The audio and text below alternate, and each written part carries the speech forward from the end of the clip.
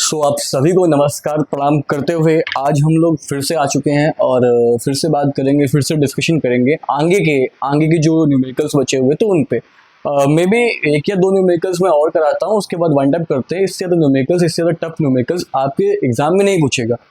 और फिर पूछने को कुछ भी पूछ ले, आप पढ़ेंगे तभी कर पाएंगे, जाहिर सी बात है ना। है ना। मेरे कहने का मतलब ये है भाई मेरे कि जितने न्यूमेरिकल्स हम लोग कर चुके हैं उतना इनफ है। 2 से 3 न्यूमेरिकल 4 हो चुके हैं, इससे ज़्यादा इस चैप्टर पे न्यूमेरिकल्स नहीं है।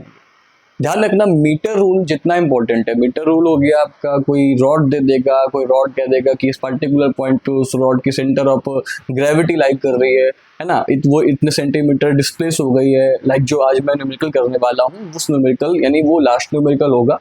और अगर देखेंगे तो एक दो मिलेंगे इंपॉर्टेंट तो और डिस्कस कर देंगे, वैसे में भी वो लास्ट न्यूमेरिकल होगा आपका, ठीक है। और इसके बाद में जैसे चीज़ें होंगी और भी आगे, जैसे अभी ब्लॉक एंड टैकल सिस्टम का न्यूमेरिकल हो गया, ब्लॉक एंड टैकल सिस्टम का कॉन्सेप्ट हो गया, और आपका वो यू कैन से कि जो प्रिज्म वाला कॉन्सेप्ट है, प्रिज्म से रिलेटेड न्यूमेरिकल्स हो गया ना, इतने एंगल पे नॉर्मल, सब बहुत सारे पड़े हुए हैं, वो सारे आते हैं पेपर पे। उसके बाद उधर क्या नाम है आपका, करंट, कंडक्टिविटी, इलेक्ट्रिसिटी वाली पार्ट से जो भी चीज़ें हो गई। तो चलते हैं इन सब चीज़ों को लेकर के। पहले फिलहाल आज ही न्यूमेरिकल डिस्कस करते हैं, सब कुछ होगा अच्छे से होगा। आप लोग अपना जो भी स्टडी वगैरह वो कंटिन्यू रखें। और फिर से वही कहने वाली बात है कि अगर थोड़ा बहुत सही लग रहा हो आपको कि हाँ सब कुछ सही चल रहा है तो कृपया करके एक दया करें, इस चैनल को आगे बढ़ाएं, फॉलो कर दें।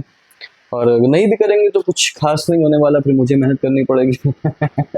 एनीवेज, फिलहाल जो मैं आज न्यूमेरिकल, मैंने आज लिखा नहीं है न्यूमेरिकल, लेकिन एक न्यूमेरिकल है बहुत अच्छा, फिलहाल डिस्कस करते हैं। थोड़ा सोचना, एक्चुअली हो क्या रहा है कि आपको एक मीटर रॉड दे दी गई है, आपको एक मीटर स्केल दे दिया गया है, मीटर रॉड दे दी गई, कुछ भी है, suppose like this mark, okay. तो होगा क्या कि अगर ये मीटर स्केल है, ओके, तो इस मीटर स्केल का क्या बोलते हैं बेटा, वेट कितना, इस मीटर स्केल का जिसकी पूरी लेंथ कितनी होती है, 1 मीटर के आसपास होती है बेटा। इसका वेट जो है ना, वो वेट कितना है आपको दे दिया गया है, वो दे दिया गया है 50 GF के आसपास, ठीक है। 50 GF के आसपास इस पूरे रॉड का वेट दे दिया गया है। और कह रहा है कि ये जो रॉड है ना, ये बैलेंस कर रही है समथिंग 40 सेंटीमीटर पे। ये रॉड का जो बैलेंसिंग पॉइंट है वो कितना होगा, 40 सेंटीमीटर पे। बैलेंस कितने पर कर रही है ये रॉड बैलेंस हो रही है बेटा 40 सेंटीमीटर पे। मतलब कहने का क्या हुआ कि सपोज मान लो फलक्रम समझ लो या कुछ भी समझ लो, या पाइवोटेड पॉइंट कह लो, ये यहाँ से कितना है बेटा 40 सेंटीमीटर के आसपास, ठीक है। सबको पता है कि मीटर स्केल का कॉन्सेप्ट ये होता है कि मीटर स्केल पे यहाँ पे 0 मेंशन होता है।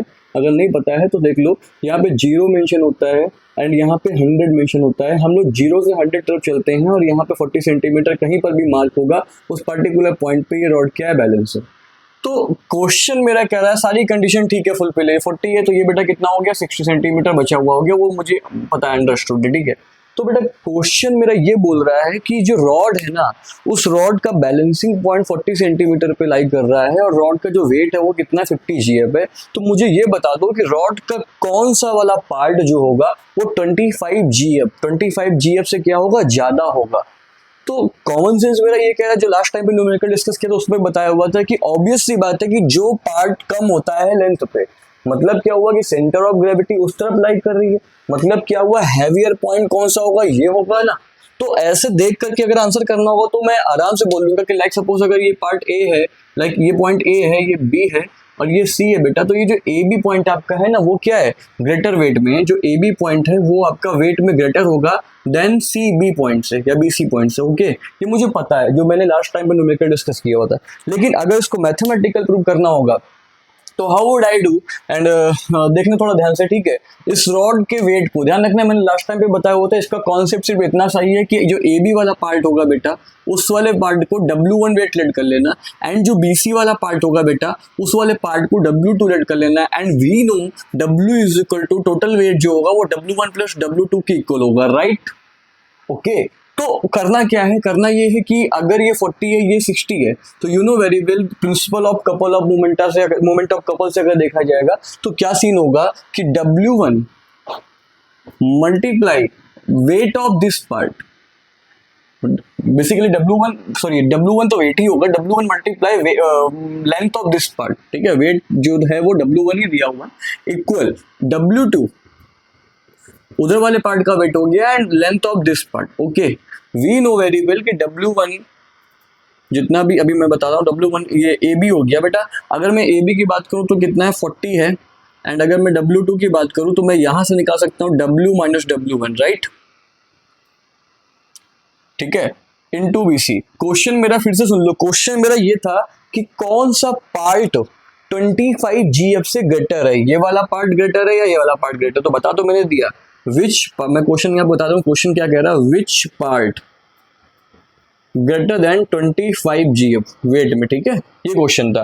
तो W minus W1 into BC कितना है बेटा, 60 के आसपास है, ठीक है। तो अगर मैं लिखूँ तो ये 40 W1 हो गया एंड यहाँ से ये प्लस का 60 W1 आ जाएगा और टोटल वेट W हो जाएगा। टोटल वेट W मुझे दिया होगा कितना, वेट कितना है रॉड का, यानी मीटर स्केल का वेट कितना है, मीटर स्केल का वेट कितना है, मीटर स्केल का वेट कितना है, 50 GF के आसपास है, ठीक है।